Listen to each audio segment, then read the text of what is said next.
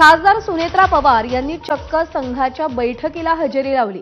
राष्ट्र सेविका समितीच्या बैठकीला सुनेत्रा पवारांनी हजेरी लावली। विशेष म्हणजे महायुतीमध्ये असूनही अजित पवार कधीही संघाच्या बैठकीला हजर राहत नाहीत, पण त्यांच्या पत्नी खासदार सुनेत्रा पवार यांनी मात्र राष्ट्र सेविका समितीच्या बैठकीला उपस्थिती लावल्यामुळे राजकीय चर्चांना उधाण आले। राज्य विधानसभेच्या वेळी हिवाळी अधिवेशनाला महायुतीच्या सगळ्याच आमदारांना हेडगेवार स्मारक येथे बौद्धिकाचं आमंत्रण असतं, पण तिथे अजित पवार आणि त्यांचे आमदार जात नाहीत। त्याचप्रमाणे दिल्लीतही अधिवेशनावेळी संघाची बैठक आयोजित करण्यात आली होती, मात्र त्या बैठकीला अजित पवारांच्या पत्नी मात्र उपस्थित राहिल्या।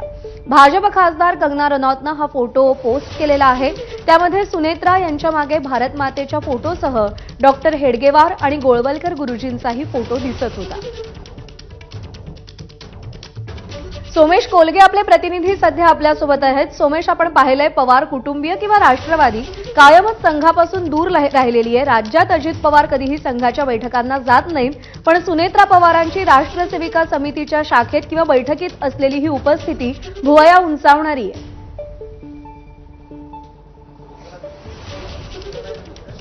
नक्कीच कंगना राणावत यांच्या दिल्लीतील निवासस्थानी राष्ट्रसेविका समितीची शाखा भरली होती।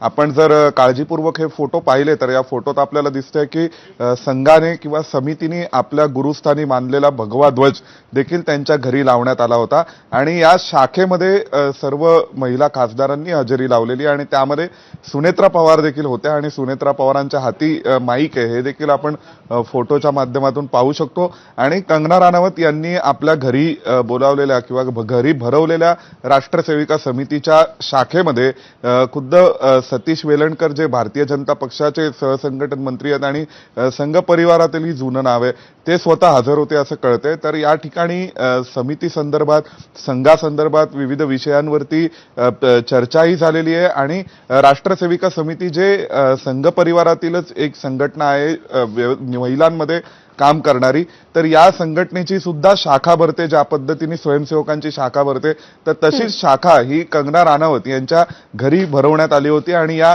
घरी कंगना राणावत यांच्या घरी भरवलेल्या शाखेमध्ये अन्सुरी स्वराज असतील, अनेक महिला खासदार असतील यांनी हजेरी लावली आणि त्यामध्ये सुनेत्रा पवार देखील होत्या हे आपल्याला स्पष्टपणे दिसतंय। त्यामुळे दिल्लीमध्ये संघा आणि संघाशी संबंधित संघटनांचा जो वाढता प्रभाव आहे तो प्रभाव आपण अशा पद्धतीने पाहू शकतो की कशा रीतीने संघ परिवारापासून दूर असण्याचा दावा करणारे किंवा संघापासून लांब राहू इच्छिणारे सुद्धा अनेक राजकीय घटक हे संघाच्या विविध बैठका किंवा शाखांना हजेरी लावतायत आणि संघही त्या पद्धतीने कार्यक्रम घेताना दिसतोय।